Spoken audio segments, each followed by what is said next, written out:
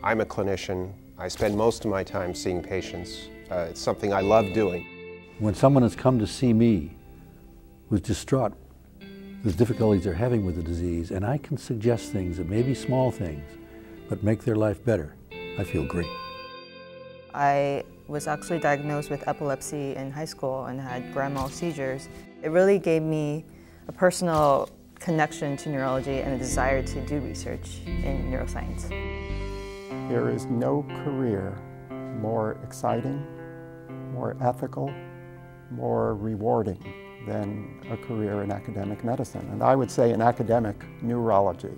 Most important thing that will bring treatments is actually thinking about patients and trying to think, put together that laboratory studies, specifics of what we learn in basic science and actually use that to drive the development of treatments. Clinician scientists, I think the good manner is you have the opportunity to take care of your patient and sure you care about your patient, and at the same time when you back to the lab you think what you can do and what research you can do to help them to get a better treatment, and you can find a better therapy for them.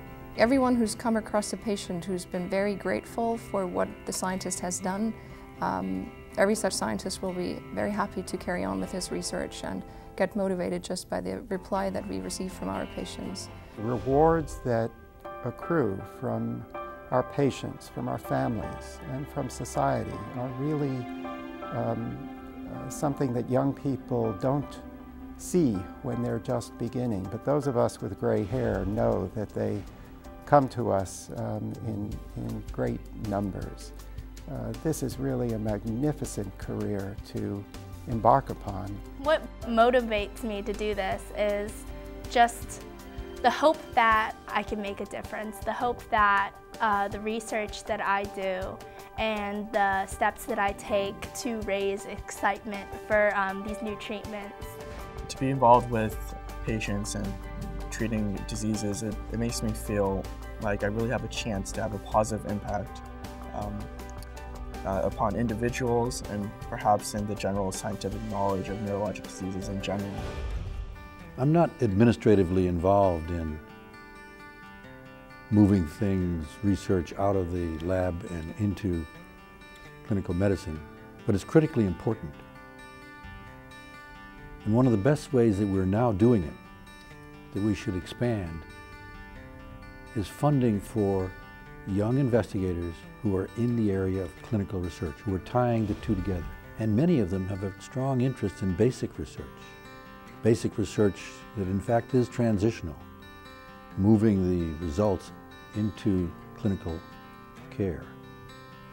The problem is the funding is not adequate for those who can move across.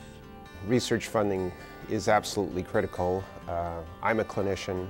I spend most of my time seeing patients. It's something I love doing, but if you spend all your time doing what you already know, you will not advance science, and really no time, no funding, no time, no research. Where did all our medications come from that we treat our patients with today? They came from research, and research is essential to further improve the treatments that are available for patients. Otherwise, we come to a standstill. There is no greater joy than to see a result from an experiment that is unexpected and that will change the opportunities to make a difference at the bedside. There's no greater reward than being able to accomplish that. And that's the joy of academic medicine. Steve Hauser from the Department of Neurology at UC San Francisco. Dan Wang, current PGY3 neurology resident at Montefiore Medical Center. Brian Weinschenker, Professor of Neurology at Mayo Clinic, Rochester, Minnesota. Kimmy Su, medical student at Oregon Health and Science University in Portland. Ali DeComagaran, Research Assistant, Stanford University. Grace Zhang, Poolsville High School. Dr. Suzanne Annika Schneider from the Department of Neurology at the University of Lübeck, Germany. Jasper R. Dalby, Professor of Neurology, Mayo College of Medicine.